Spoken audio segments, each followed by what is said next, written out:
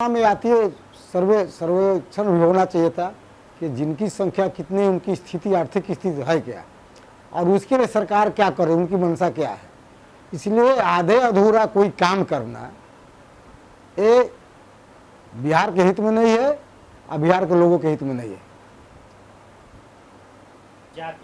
आपका हम तो बात का पहले कहे कि ये जनगणना हुआ सही है, लेकिन उसमें आर्थिक सर्वेक्षण भी होना चाहिए और किसकी क्या स्थिति है उनकी। अगर देखिए, शरीर का सर्वांगीण विकास होना चाहिए।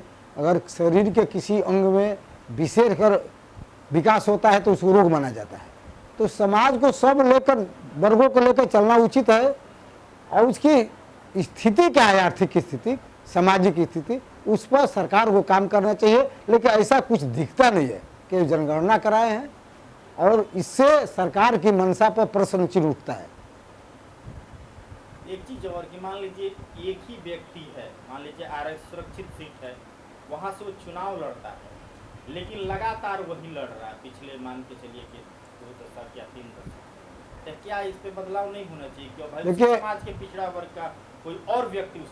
देखिए, इस पर पूरा बदलाव होना चाहिए और प्लस में ये है कि सरकार जो पॉलिसी ले आई थी तो हर कंस्टिट्यूएंसी को 10 साल तक रिजर्व रखना था, उसके बाद रिव्यू करना था।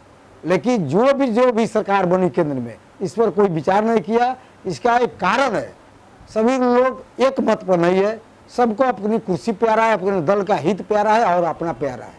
इसलिए इस पर बोलना बहुत ज़्यादा उचित नहीं होगा।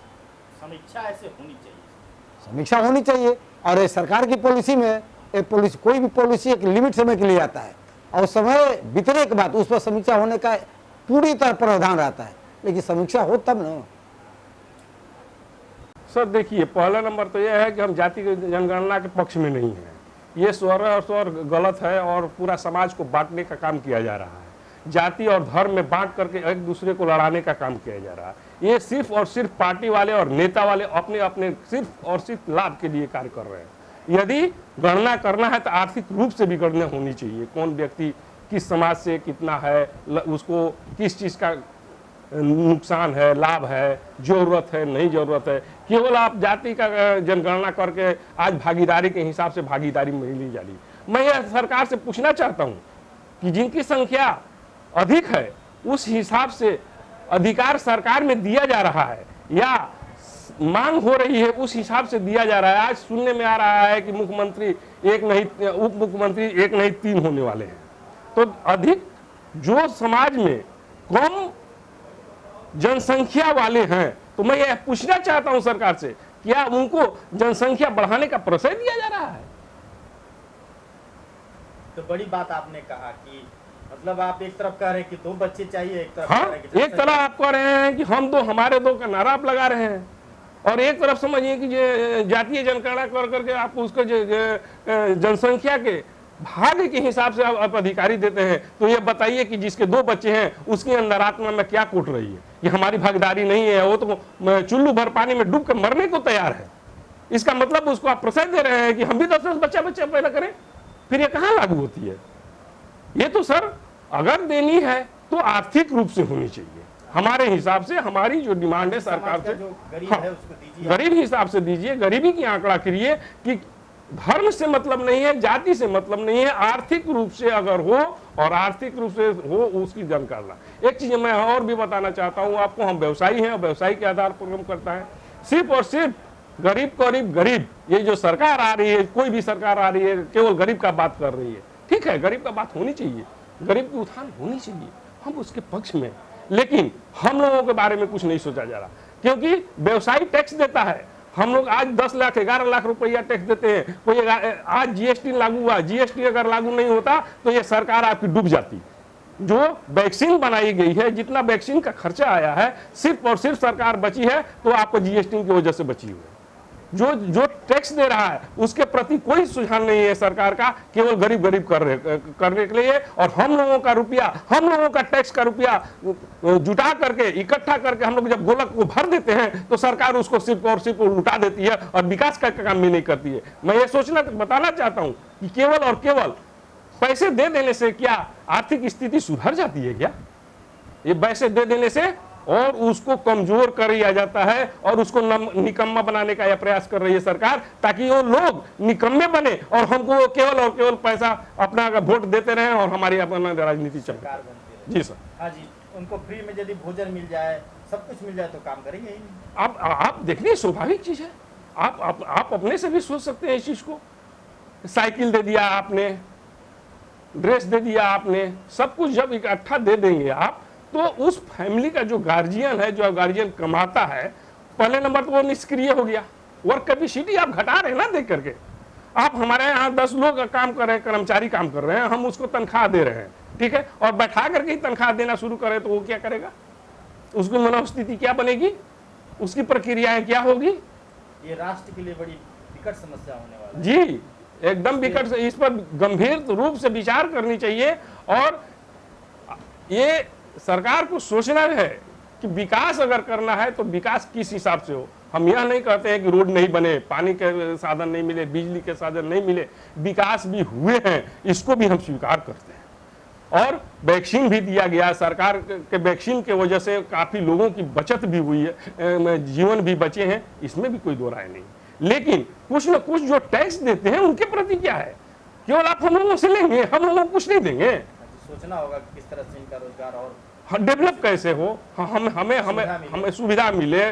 जीएसटी आप दिया गया है 3 तारीख से 5 तारीख तक आप रिफाइन कर लेना। 3 दिन डिफॉल्टर होता है तो 5,000 रुपया का समझिए कि आपको फाइन लग जा रहा है। इस तरीके से पेपर वर्क में जकड़ भी दिया गया है जीएसटी के आधार पर, क्योंकि हम लोगों को व्यवसाय करने में बहुत ही काफी कठिनाई हो रही है और जानबूझ करके हम लोगों से पैसा असूल करके और गरीब के नाम पर, विकास के नाम पर नहीं, गरीब के नाम पर बांट दिया। नीतीश कुमार बिहार के जो मुखिया हैं, उन्होंने अपने चुनाव जीतने के लिए एक कार्ड खेले हैं, जबकि यह इनका जादू अब चलने वाला नहीं है। लोग जब डूबते हैं किसी नदी तालाब में तो हाथ पैर मारते हैं और जो उनको छानने जाता है उसी को लोग डुबा देते हैं। तो खास करके बिहार में यही होने वाला है। 2024 के चुनाव में इसका इनका परिणाम निकल जाएगा और 25 में स्वयं डूब जाएंगे नीतीश कुमार। इन्होंने, जनता पढ़ लिख चुकी है, जनता के पास ज्ञान है कि आप क्या कर रहे हैं। एक तरफ सरकार का मिशन है कि एक समाज होना चाहिए, जाति प्रथा नहीं होना चाहिए। आज नीतीश कुमार जाति प्रथा में जनता को लोग विभक्त कर दिए। इस देश को लूटने के लिए औरंगजेब ने लूटा, अंग्रेज ने लूटा, उसी नीति पर कि फूट डालो और शासन करो। नीतीश कुमार अन्य जातियों में, हिंदू समाज को अन्य जातियों में विभक्त कर कर वो सोच रहे हैं कि मैं बिहार का आधिपत्य बनूंगा। ये खेला चलने वाला नहीं है। बिहार की जनता जाग चुकी है। लोग बयान में आने के लिए अनाप शनाप का वार्ता भी कर देते हैं कि ताकि पूरे विश्व के लोग हमको जान जाए, चर्चित हैं।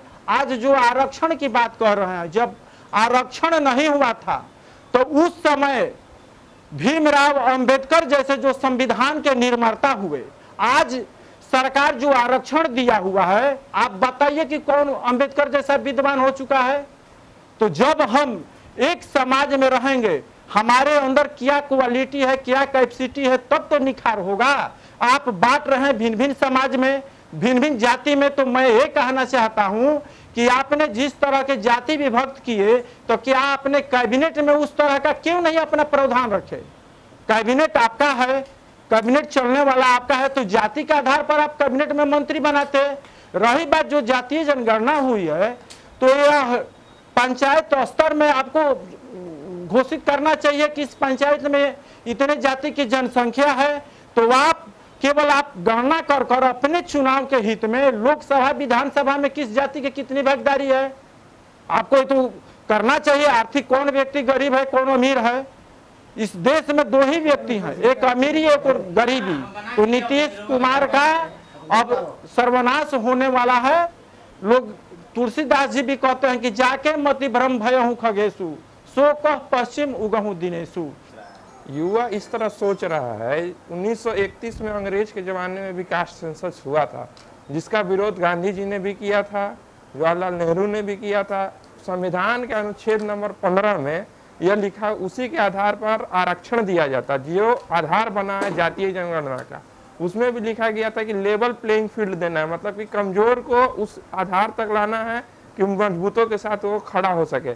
लेकिन जातीय जनगणना जो वर्तमान में बिहार सरकार के द्वारा हुआ है, उसका एक ही एक मकसद है कि हमको किस जगह पर किस जाति का लोग को खड़ा करना है, अपना सीट निकालना है, और वोट बैंक पॉलिटिक्स की तरह हो रहा है। ना तो इससे गरीबी जाएगी, ना तो इससे एजुकेशन होगा, ना तो इससे डेवलपमेंट किसी प्रकार का होगा। बिहार में पुल बनता है, गिर जाता है, उस पर कोई बात नहीं होती। मैं विद्यार्थी परिषद के से जुड़ा हुआ हूँ, सरस्वती बीपीएससी का पेपर लीक हुआ, कोई नहीं। अभी बिहार पुलिस का पेपर लीक हुआ, कुछ नहीं, इसमें कोई कार्रवाई नहीं हो रही है। तो जातीय जनगणना करने से क्या फायदा?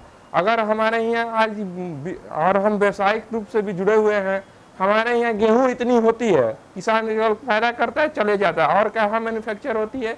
गुजरात में, महाराष्ट्र में, तेलंगाना में, वहाँ का जीडीपी बढ़ रहा है। हम लोग का यहाँ का जीडीपी को कोई बात नहीं है। क्यों? क्योंकि केवल हम लोग को फ्री में देना है।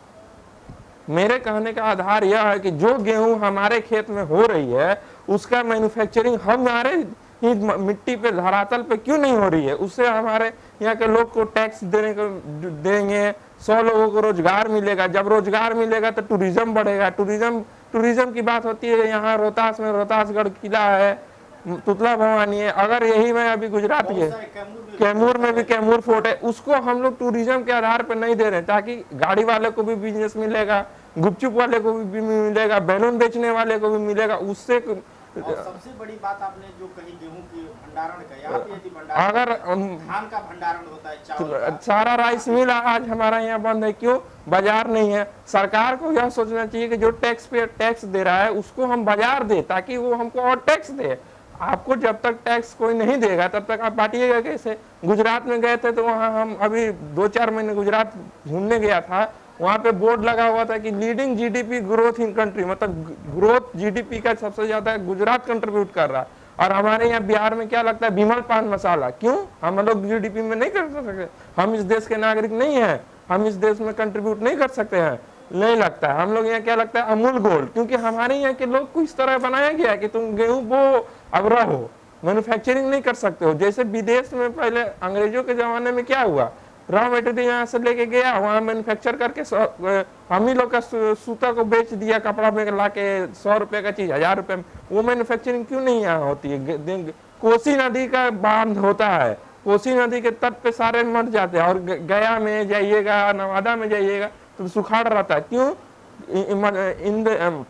मध्य प्रदेश में जैसे रिवर को लिंक किया गया, नर्मदा को इंदौर में लाया गया, उस तरह कोसी को हम गया में क्यों नहीं जोड़ सकते? वहाँ का पानी भी चल जाएगा, खेती भी होगा, बाढ़ भी सूख जाएगा। यह सब चीज में सरकार को ध्यान नहीं देना, केवल जातीय आधार पे भाग दे देना है कि ये तुम इतने जाति हो। हमको केवल पता चल जाए कितने जाति के लोग कहाँ हैं और कहाँ नहीं।